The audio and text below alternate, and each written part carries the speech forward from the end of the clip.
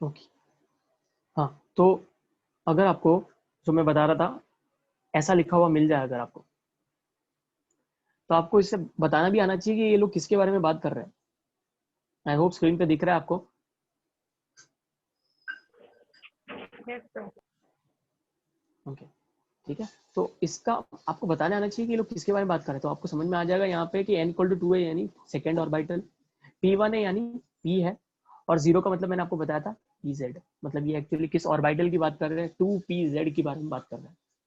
ठीक है, कभी कभार आपको ऐसे भी दिया जाता है कि पूछते हैं कि ये सही है या गलत है। जैसे अगर मैंने आपको ये लिख के दे दिया, समझो यही ऐसा दिया होता, तो क्या ये सही है?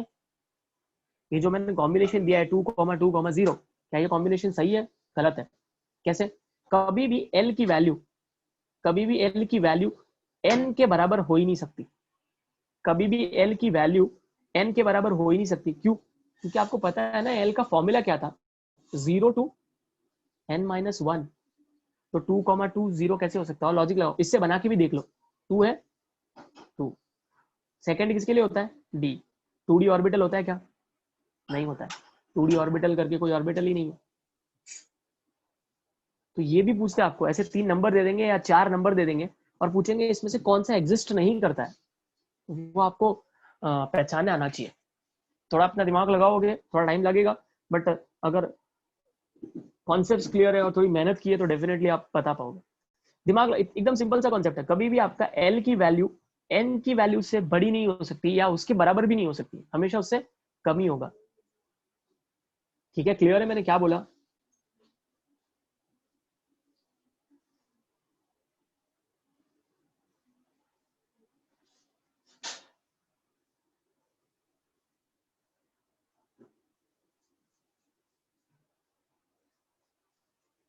आई होप समझ में आया, क्योंकि स्क्रीन पे क्लियर है ना, सब कुछ दिखा ना आपको स्क्रीन पे भी?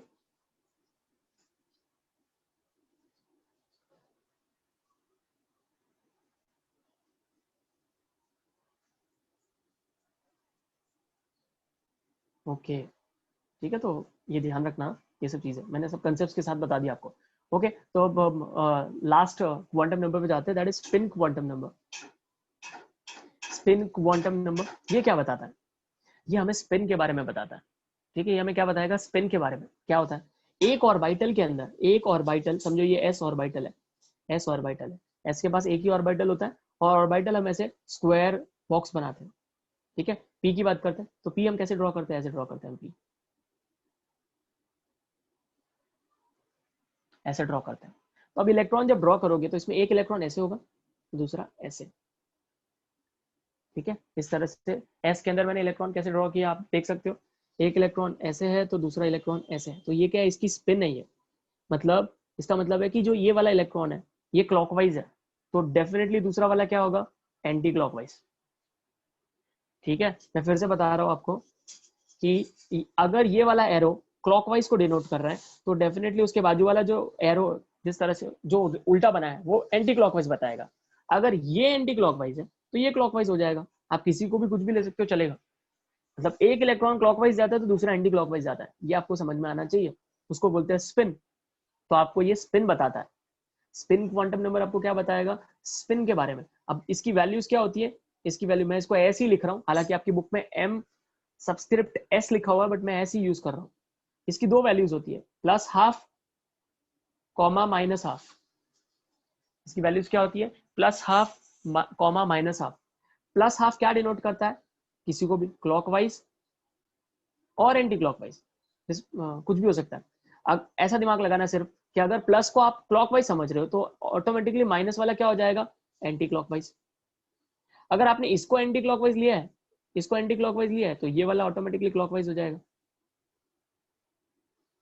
ठीक है, तो ये स्पिन क्वांटम नंबर का इतना ही काम है, वो सिर्फ स्पिन बताता है, इलेक्ट्रॉन की स्पिन बताता है कि वो क्लॉकवाइज घूम रहा है या एंटी क्लॉकवाइज। अब दिमाग में ये मत लाना कि अरे एक इलेक्ट्रॉन क्लॉकवाइज तो दूसरा एंटी क्लॉकवाइज, तो फिर तो दोनों आपस में टकरा जाएंगे। ऐसा नहीं होता है। बट मैं आपको बोल रहा हूँ ना, आप उस लेवल पे हम सोच नहीं सकते कि ये किस बिहाफ पे दिया गया, इसलिए ज्यादा मत सोचना। जैसा दिया हमें उसे एक्सेप्ट करना है और पढ़ना है बस। आप उसको इमेजिन करने मत जाना कि कैसे हो रहा होगा। तो आप ही सोच सकते हो कि मैंने जो लोब्स बनाए वो भी हम एटम में कहाँ पे होते होंगे, हमें सोचने दिमाग में तो आता ही होगा कि अरे यार ये डबल डम्बल ये सब कहाँ पर होते होंगे इलेक्ट्रॉन के अंदर। तो वही मैं बोल रहा हूँ, आप सोचो मत, सोचो जितना सोचोगे उतना कॉम्प्लिकेटेड होने वाला है एटॉमिक साइंस। तो सिर्फ इतना ध्यान रखो कि इसमें एक इलेक्ट्रॉन की स्पिन क्लॉकवाइज होती है तो दूसरा ऑटोमेटिकली एंटी क्लॉकवाइज होता है। दोनों की स्पिन कभी सेम नहीं हो सकती, और क्यों नहीं हो सकती वो भी मैं आपको आगे बताने वाला हूँ, ऐसा क्यों बताया गया। ये भी एक रूल के मुताबिक है, ये भी एक रूल के मुताबिक है। दिखा ये सब और समझ में आया मैंने क्या बोला?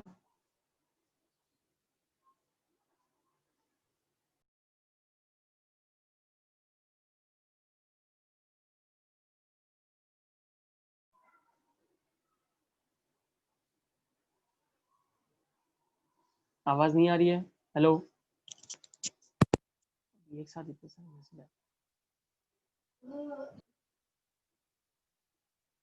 नहीं नहीं, ऐसा कुछ नहीं है।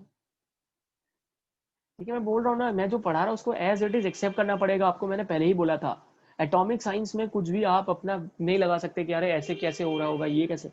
मैं पहले ही बोल रहा हूँ, मतलब ही नहीं है उसका। ठीक है, तो आप बोल रहे हो लेकिन इलेक्ट्रॉन खाली क्लॉकवाइज भी हो सकता है ना? नहीं नहीं, मतलब दोनों इलेक्ट्रॉन क्लॉकवाइज नहीं हो सकते। हाँ, एक इलेक्ट्रॉन है तो वो क्लॉकवाइज भी हो सकता है, एंटी क्लॉकवाइज भी हो सकता है।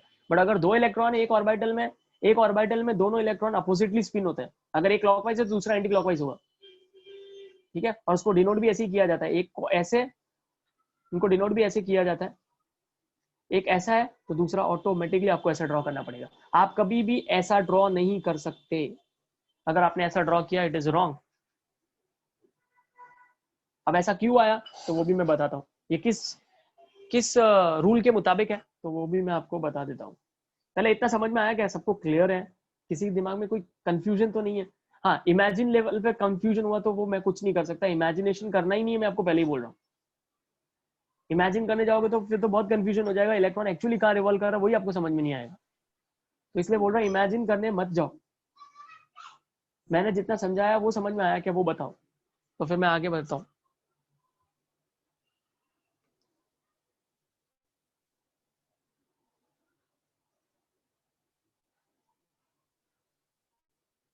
ठीक है ना?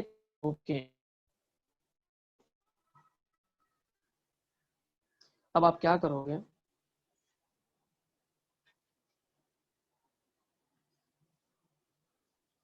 नहीं सौरभ, ऐसा नहीं होता है। हाँ, आप ऐसा बोल रहे हैं मॉडर्न पीरियड टेबल में, हाँ है वो सब राइट है, वो मैं बताता हूँ, ये सब ये आपको आगे और क्लियर होगा। अभी फिलहाल ये सब रुको, पूरा होने दो फिर क्वेश्चंस। फिलहाल जितना समझाया उतना समझ में आया वो इंपॉर्टेंट है। बाकी जो भी आप पूछ रहे हो वो सब आपको आगे समझ में आ जाएगा। एक बार होने दो फिर मैं आपको आपके सारे डाउट क्लियर हो जाएंगे। आप लोग क्या करोगे, मैं चाय पीता हूँ तब तक आप लोग ये पढ़ो, ये इतना पढ़ो। चलो।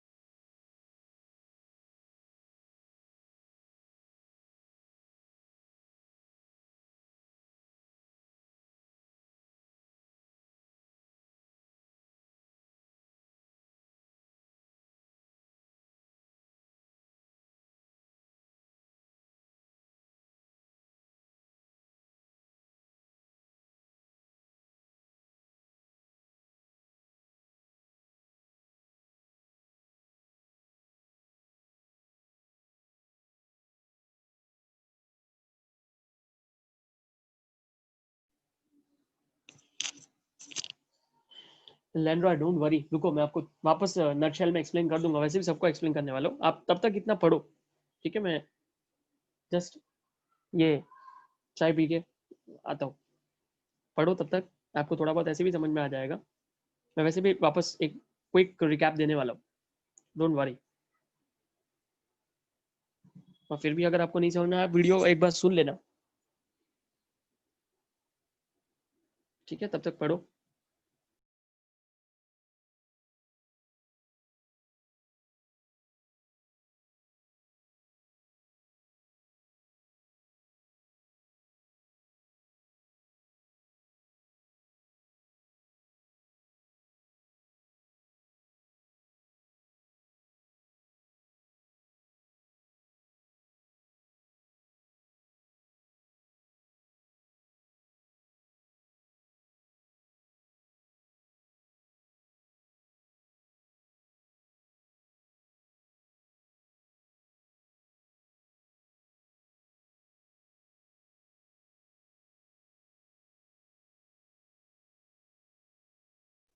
आप ये नीचे का कॉलम भी देख, ये जो बॉक्स नीचे दिया हो इसको भी पढ़ सकते हो, इसको भी देखो समझो, मैंने जो बताया देखो सब एकदम परफेक्टली, अगर आपको समझ में आया होगा तो ये नीचे वाला बॉक्स भी आपको एकदम क्लियरली समझ में आ जाएगा। प्लीज ये समझो एक बार, ठीक है? हो जाए तो मुझे बता देना।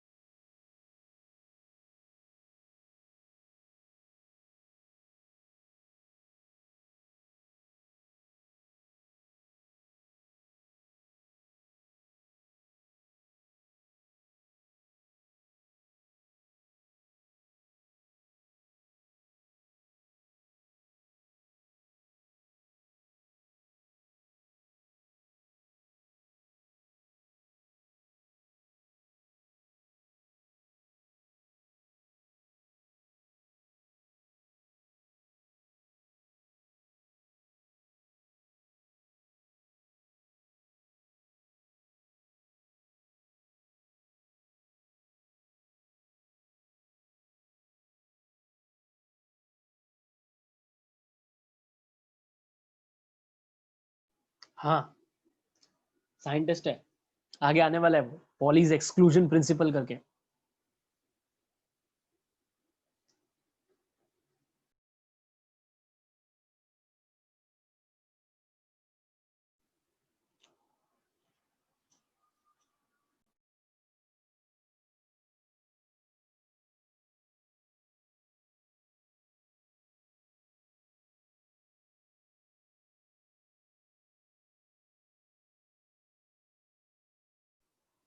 ओके, 2l+1 वाला कॉलम, ओके डोंट वरी, वो भी समझा दूंगा। वो number of orbital in a subshell है, number of orbital in a subshell है। किसको डाउट था? वैष्णवी, हाँ। Number of orbital in a subshell का फॉर्मूला है वो 2l+1। क्या है देखो, number of orbital in a subshell, ठीक है? समझो आपने कोई एक सबशेल सिलेक्ट किया, समझो आपने सबशेल सिलेक्ट किया डी, ठीक है? डी सबशेल सिलेक्ट किया, आपको पता है डी सबशेल की एल की वैल्यू क्या होती है? 2, मैंने सिखाया है ना? अगर आपने डी सबशेल सिलेक्ट किया है और D subshell L D subshell के एल की वैल्यू क्या होती है? 2। और आपको पता है ना कि डी के अंदर कितने ऑर्बिटल्स होते हैं? 5। पुट करके देखो ना, 2 इंटू एल की वैल्यू 2 है +1, क्या आएगा? 5। समझो आपने पी सिलेक्ट किया, आपने पी, तो पी के लिए एल क्या होता है? 1। पुट करो यहाँ पर 1, तो 2 इंटू 1 +1 कितने होते हैं? 3। और होते भी है पी में 3 ऑर्बिटल्स, पी में ऑर्बिटल 3 होते भी है। समझो आपने L is equal to 3 select किया, L इज इक्वल टू 3 किसके लिए होता है? आप कंफर्म भी कर सकते हो अगर आपको पूरा आइडिया है तो, रट्टाफाई करके या कुछ ऐसे करोगे ना तो फिर कंसेप्ट नहीं, तो आप तो कुछ भी करके आ जाओगे फिर। अगर आपको कंसेप्ट क्लियर है ना तो आप अटकोगे नहीं, इतना पक्का है, आप वेरीफाई भी कर सकते हो। तो समझो आपका L इज इक्वल टू 3 है, वो F होता है, L is equal to 3 put करके देखो, ऑटोमेटिकली आपको 7 आ जाएगा। और हमें पता है F के अंदर टोटल 7 ऑर्बिटल्स होते हैं, F के अंदर टोटल 7 ऑर्बिटल्स होते हैं। तो ये जस्ट अ फॉर्मूला है to find out the number of orbitals for a given subshell, ठीक है? देखो दो अलग अलग चीजें हैं, सबको बता रहा हूँ, वैष्णवी ने हालांकि पूछा है, number of orbitals for a given value of n, मेरी बातें ध्यान से सुनना, number of orbital for a given value of n, given value of n, मैं स्ट्रेस दे रहा हूँ n पे, तो है उसका फॉर्मूला है n square, while number of orbital for a given value of l, for a given value of l formula is 2l+1। I hope आपको समझ में आ रहा है मैं क्या बोल रहा हूँ, क्लियर है मैंने क्या बोला? ये मैं सबसे पूछ रहा हूँ, for a given value of n and for a given value of l, आप ऑर्बिटल्स n से भी पता कर सकते हो, आप ऑर्बिटल्स l से भी पता कर सकते हो। अगर आपको n की वैल्यू दी है तो ऑर्बिटल पता करने का फॉर्मूला क्या है? तो ऑर्बिटल पता करने का फॉर्मूला है n स्क्वायर। और अगर आपको n की वैल्यू नहीं दी, आपको l की वैल्यू दी है, तो नंबर ऑफ ऑर्बिटल पता करने का फॉर्मूला क्या है? 2l+1। क्लियर है?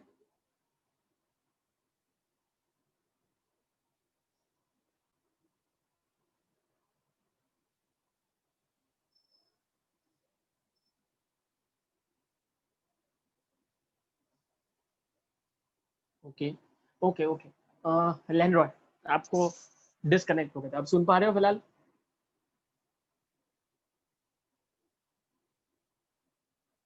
ओके सुनो, आपका मिस हुआ था यहाँ पर, तो मैंने कुछ खास नहीं बताया, मैं स्पिन क्वांटम नंबर के बारे में बता रहा था। Spin quantum number, spin quantum number की वैल्यू अगर आपको कोई पूछे तो कितनी हो सकती है? 2, +12, कॉमा -12, या तो +12 होगी या -12 होगी। ठीक है, spin quantum number, spin quantum number की वैल्यू 2 हो सकती है, या तो +12 या -12। क्या इंडिकेट करते हैं ये? क्या होता है ना, एक ऑर्बिटल के अंदर, एक समझो ये ऑर्बिटल है, तो इसके अंदर 2 इलेक्ट्रॉन होता है ऐसे, एक ऐसे ऐसे लिखा हुआ होता है, दूसरा ऐसे लिखा हुआ होता है। तो ये जो ये वाला इलेक्ट्रॉन, ये इसको इंडिकेट करता है, और ये वाला इलेक्ट्रॉन के लिए ये वैल्यू, आप आइदर ऑफ द वैल्यूज ले सकते हो। मतलब अगर आपका इलेक्ट्रॉन ऐसा है तो आप दोनों ही वैल्यू लिख सकते हो, +12 भी और -12 भी चलेगा, किसी एक को सिलेक्ट करना पड़ेगा। अगर आपने, मेरी बात आई होप आपको समझ में आ गई होगी, कि अगर आपने इस वाले के लिए इस वैल्यू को सिलेक्ट कर दिया, तो फिर आपका ये वाला जो है, ये ऐसा वाला इलेक्ट्रॉन, उसके लिए ये वाली वैल्यू हो जाएगी। अगर आपने इस वाले इलेक्ट्रॉन के लिए ये वाली वैल्यू सिलेक्ट की है, ये वाली वैल्यू सिलेक्ट की है, तो इसके लिए ये वाली वैल्यू हो जाएगी। आइदर कोई भी एक सिलेक्ट कर लो, जिसको सिलेक्ट किया जो बचा वो दूसरे के लिए हो जाएगा। That is spin quantum number simply. मतलब ये बताता है कि एक इलेक्ट्रॉन क्लॉकवाइज घूमता है तो दूसरा एंटी क्लॉकवाइज घूमता है, तो दूसरा एंटी क्लॉकवाइज। तो स्पिन क्वांटम नंबर आपको क्या बताएगा, किसके बारे में इंफॉर्मेशन देगा? स्पिन के बारे में, इलेक्ट्रॉन की स्पिन के बारे में इंफॉर्मेशन देगा, कि इलेक्ट्रॉन कैसे घूम रहा है, कि वो इलेक्ट्रॉन क्लॉकवाइज घूम रहा है या एंटी क्लॉकवाइज घूम रहा है। उसकी इंफॉर्मेशन कौन देता है? Spin quantum number. Clear?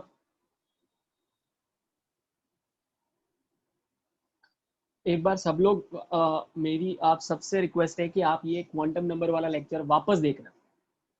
Very very important topic, high yield है from entrance point of view as well as from clearing the concept point of view. या जो भी आप साइंस स्टूडेंट हो तो आपको इतना नॉलेज होना चाहिए। मैंने कितने स्टूडेंट देखे जिनको ये भी पता नहीं है सब, जो 12th में आते हैं। मैं अपना एक्सपीरियंस बता रहा हूँ, मैं बहुत जगह पढ़ा चुका हूँ। ठीक है, 11th 12th मैंने कम से कम 20 क्लासेस में पढ़ाया अब तक, 20 से भी ज्यादा क्लासेस में पढ़ाया होगा। जब भी मैं कहीं जाता हूँ ना, तो मैं कुछ ना कुछ तो टेस्ट करने की कोशिश करता ही हूँ। ठीक है, आपने मेरे को स्कूल सेक्शन में देखा, हाँ स्कूल सेक्शन में मैंने पहली बार जरूर पढ़ाया था आपके यहाँ, तो वहाँ मैं थोड़ा सा नर्वस जरूर था। कॉलेज में पढ़ाने के बावजूद भी मैं स्कूल में पढ़ाने में नर्वस था, क्योंकि मेरे ख्याल से स्कूल में पढ़ाना और ज्यादा टफ है, मुझे ऐसा फील हुआ। कॉलेज में पढ़ाना मेरे को बहुत ईजी फील होता है। तो वहाँ मैं थोड़ा नर्वस था कि पता नहीं स्टूडेंट को जमेगा या नहीं जमेगा एंड ऑल, उस समय थोड़ा सा, बट ठीक है, वो भी मेरे को कुछ जम गया था थोड़ा सा। तो वही मैं आपको बता रहा हूँ कि मैं कहीं भी जाके पूछता हूँ तो ज्यादातर स्टूडेंट को ये सब पता ही नहीं होता है। तो ऐसा मेरे स्टूडेंट्स के साथ नहीं होना चाहिए। अगर मैंने पढ़ाया है तो आपको कोई भी अगर आगे पूछे तो आई होप आप आंसर दो। क्लियर है? समझ में आ गया आपको क्वांटम नंबर्स? ये 4 क्वांटम नंबर्स हो गए। ठीक है, अब ऐसा क्यों हुआ कि वो भी समझो कि ये क्यों ऐसे +12 और ये -12, और ऐसा क्यों होता है कि एक इलेक्ट्रॉन ऐसा है तो दूसरा ऐसा है? क्योंकि एक रूल है, उस रूल में ऐसा लिखा गया था कि किसी भी इलेक्ट्रॉन का, पूरे जितने भी इलेक्ट्रॉन्स हैं, ठीक है, कोई भी एलिमेंट सिलेक्ट कर लो और उसके कोई भी इलेक्ट्रॉन को सिलेक्ट कर लो, कोई भी एलिमेंट ले लो, उसके कोई भी इलेक्ट्रॉन्स को ले लो, किसी भी 2 इलेक्ट्रॉन, जैसे बोलते हैं ना कि पूरी दुनिया में कोई भी 2 इंसान ऐसे नहीं जिनके डीएनए सेम है।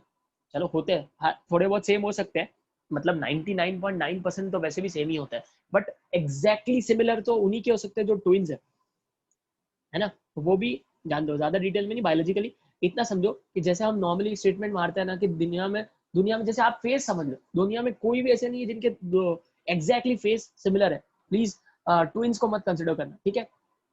वैसे ही यहाँ पर भी वही कहानी है, कोई भी दो इलेक्ट्रॉन का चारों क्वांटम नंबर सेम हो ही नहीं सकता। हर एक इलेक्ट्रॉन के चारों क्वांटम नंबर्स, मतलब मेरे कहने का मतलब ये है कि अगर आपका ये इलेक्ट्रॉन है, समझो एक ऑर्बिटल है, समझो ये वाला एस ऑर्बिट, ध्यान से सुनना, समझो ये फर्स्ट शेल है और ये फर्स्ट शेल का एस, फर्स्ट शेल है तो उसके अंदर एक ही ऑर्बिटल होगा, सॉरी फर्स्ट शेल है तो उसके अंदर एक ही सब शेल होगा, दैट इज एस, और एस के अंदर एक ही ऑर्बिटल होता है, वो भी आपको पता ही है, ठीक है। तो उसके अंदर दो इलेक्ट्रॉन है। अब ध्यान देना यहाँ पर पूरी तरह अच्छी तरह से, अब आप ध्यान दो यहाँ पर कि जो ये दो इलेक्ट्रॉन है, ये एक पहले इलेक्ट्रॉन की बात कर रहा हूँ, इसके क्वांटम नंबर्स की वैल्यू क्या रहेगी, चारों एक साथ लिखने होते हैं, 1, क्यों, क्योंकि ये फर्स्ट शेल में 0, एल, एल की वैल्यू क्या होगी 0, क्यों, क्योंकि ये कौन से सब शेल में, एस, एस सब शेल में, एल की वैल्यू 0 है तो ऑब्वियसली एम की वैल्यू भी 0 ही होगी, क्योंकि एल की वैल्यू से ही हम एम की वैल्यू निकालते हैं, और एम की वैल्यू कैसे निकाली जाती है, -L टू +L, तो ऑब्वियसली अगर एल 0 है तो एम भी 0 ही होगा, ठीक है। और इसके बाद वाली वैल्यू क्या होगी, +½ +½ या -½ दोनों में से कोई भी एक लेनी पड़ेगी, दोनों नहीं ले सकते।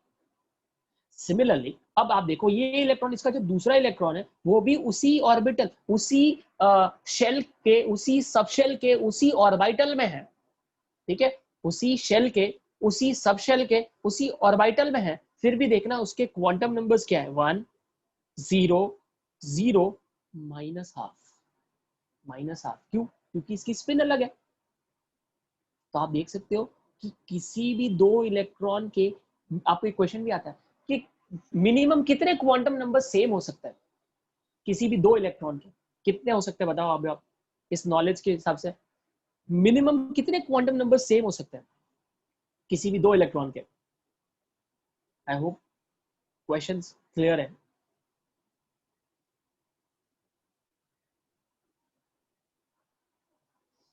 मैं फिर से रिपीट कर रहा हूँ क्वेश्चन, मिनिमम कितने क्वांटम नंबर्स सेम हो सकते हैं किसी दो इलेक्ट्रॉन के।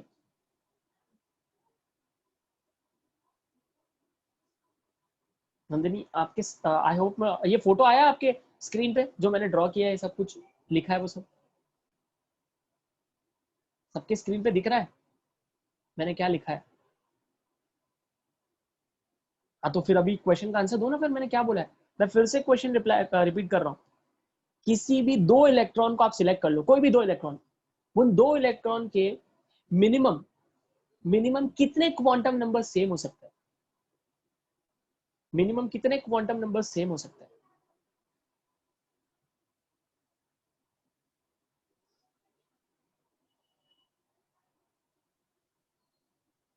या मिनिमम या मैक्सिमम जो भी है,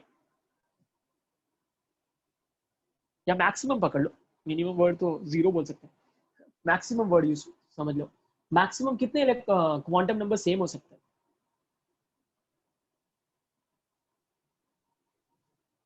स्क्रीन पे देखो, स्क्रीन पे 3 ना, 3 ना, देखो तीनों, ये 3 क्वांटम नंबर्स इनके बिल्कुल सेम है, 1, 0, 0, तो ये दो इलेक्ट्रॉन ही तो थे, मैंने बोला था कोई भी दो इलेक्ट्रॉन सिलेक्ट कर लो, उनके मैक्सिमम, मैंने हालांकि गलत वर्ड यूज किया तो दैट इज मिनिमम, ठीक है।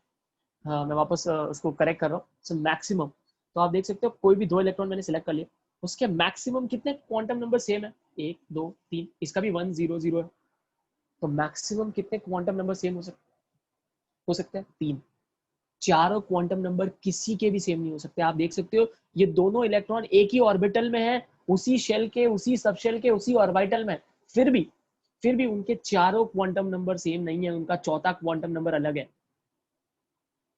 इसीलिए आप कभी भी एक ऑर्बिटल में ऐसे इलेक्ट्रॉन नहीं लिख सकते।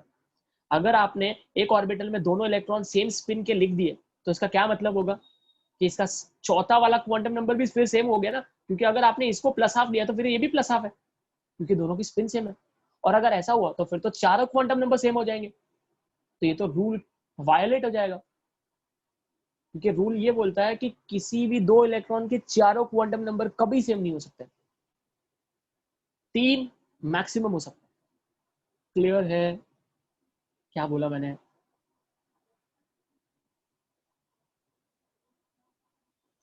क्या अभी भी डाउट है, अगर डाउट है तो मुझे बताओ। एक रिप्लाई से कुछ नहीं होगा। नंदिनी आपको एकदम क्लियर है, रितेश आपका रिप्लाई आ गया, लेनरॉय आपका भी रिप्लाई आ गया। ओके, अभी सबके नाम तो नहीं ले सकता, बहुत सारे लोग। किसी को भी डाउट है तो मुझे बता दो। यहाँ पर हमारा क्वांटम नंबर का टॉपिक खत्म होता है। 4 क्वांटम नंबर है। अब हम देखेंगे कि इन आपने जो वो आपने जो ट्रिक सीखी है वो जिगजैग मैनर, वो वैसा ही क्यों है? अगर इन केस कोई अगर वो जिगजैग फैशन भूल जाए तो उसको कैसे कंसेप्चुअली हम सही कर सकते हैं, वो भी हम सीखेंगे, वो अगले क्लास में। तो मेरी आपसे यही रिक्वेस्ट है कि आप प्लीज क्वांटम नंबर्स को जाके वापस देखो, पढ़ो अच्छे से, ठीक है। ये टेबल बहुत ज्यादा, अगर मैंने जो पढ़ाया वो समझ में आया होगा तो आप ये टेबल अच्छे से समझ के आओगे। लिखना नहीं है, ये टेबल समझना है। अगर किसी को इस टेबल में एक भी चीज समझ में नहीं आई, ये पूरा टेबल देखो, ये वाला, ये तो चलो आधा ही है, ये तो आधा है। ये देखो, ये टेबल कंप्लीट है, इसमें सब कुछ दिया है। सब देखो, शेल, सब शेल, एक सब कुछ दिया है। शेल के अंदर कितने सब शेल है, सब शेल के अंदर कितने ऑर्बिटल्स है, स्पिन क्या है, सब कुछ लिखा है इसके अंदर।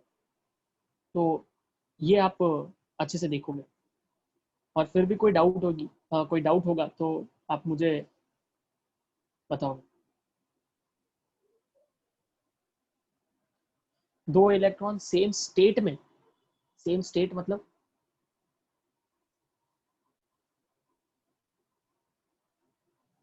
मैं क्वेश्चन भी तो समझ में आना चाहिए। आप या तो मुझे क्वेश्चन भेजो, सेम स्टेट कौन से सेंस में बोल रहे हो आप?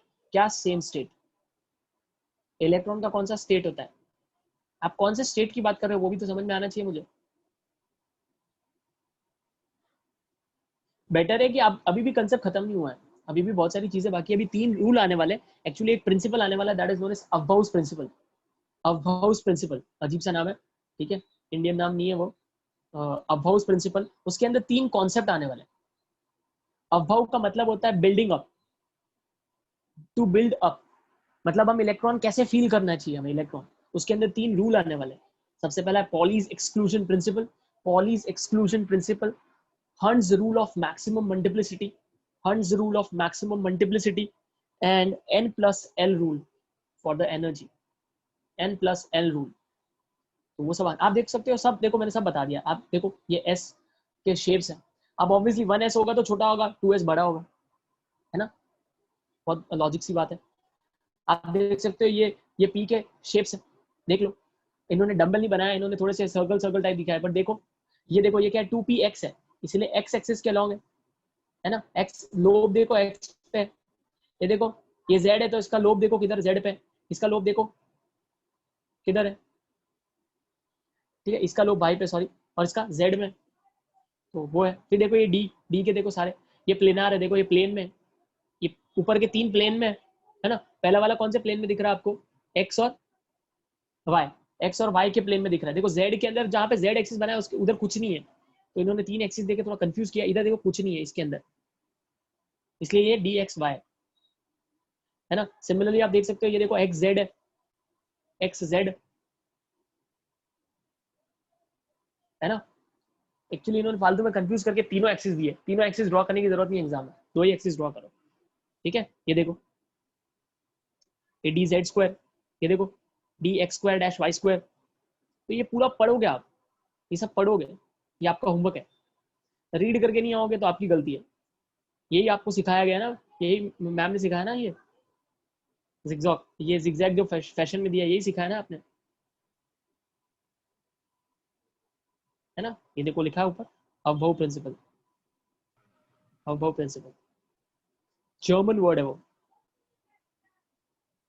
तो इसमें 3 प्रिंसिपल आने वाले हैं। देखो पहला पॉलीज एक्सक्लूजन प्रिंसिपल, सौरभ आपने पूछा था पॉली करके कोई साइंटिस्ट है, ये देखो पॉलीज एक्सक्लूजन प्रिंसिपल, ठीक है। उसके बाद hunts rule of maximum multiplicity, hunts rule of maximum multiplicity, और एक और आता है that is n plus L rule. यहाँ पर इन्होंने पता नहीं क्या करके दिया, दिया भी है कि नहीं दिया है, ये लास्ट लास्ट का तो अच्छा ही दिया है इन्होंने, n प्लस एल, ये यहीं पे दे दिया लगता है, n प्लस एल, ठीक है चलेगा। तो आई होप आज जो मैंने समझाया वो क्लियर है, और आप कहाँ तक पढ़ोगे वो भी मैं आपको बता देता हूँ, क्या क्या पढ़ना है। प्लीज रीड करके आना, सो दैट मैं भी एक बार रीड करूंगा वापस, इजी हो जाए, हम पढ़ेंगे तो आपको और आसानी से समझ में आएगा। यहाँ से स्टार्ट करना है, atomic orbitals and quantum number से।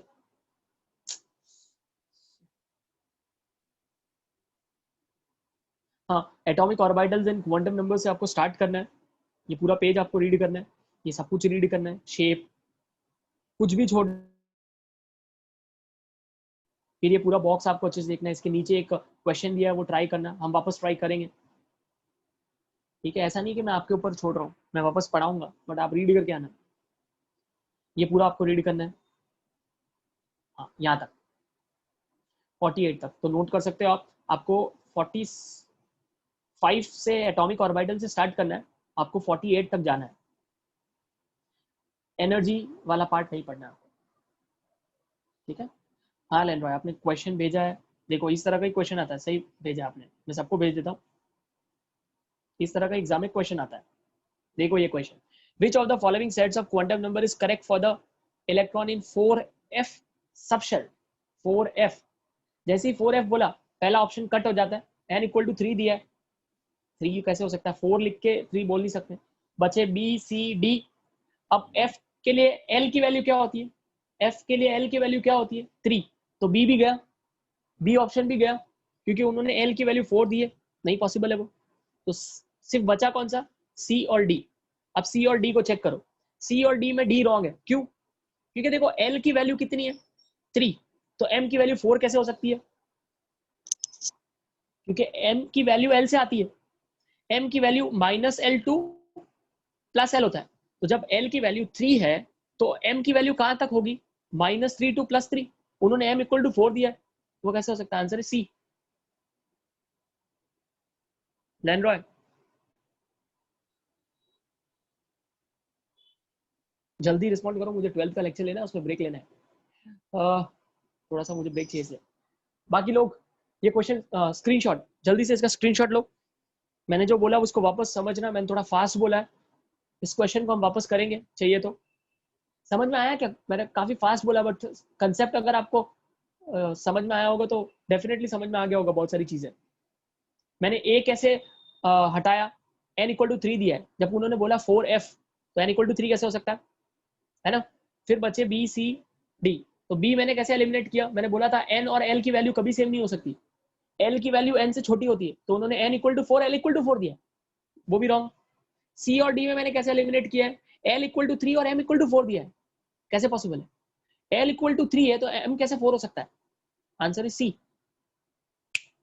क्लियर है,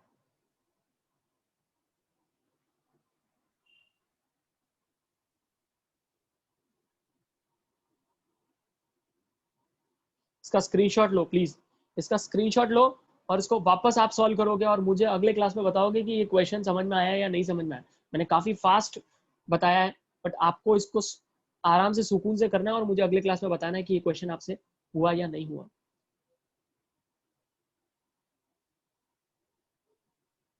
ठीक है,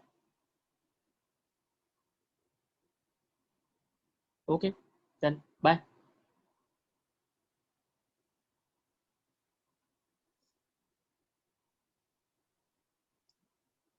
चलो बाय, अगले क्लास में मिलते हैं।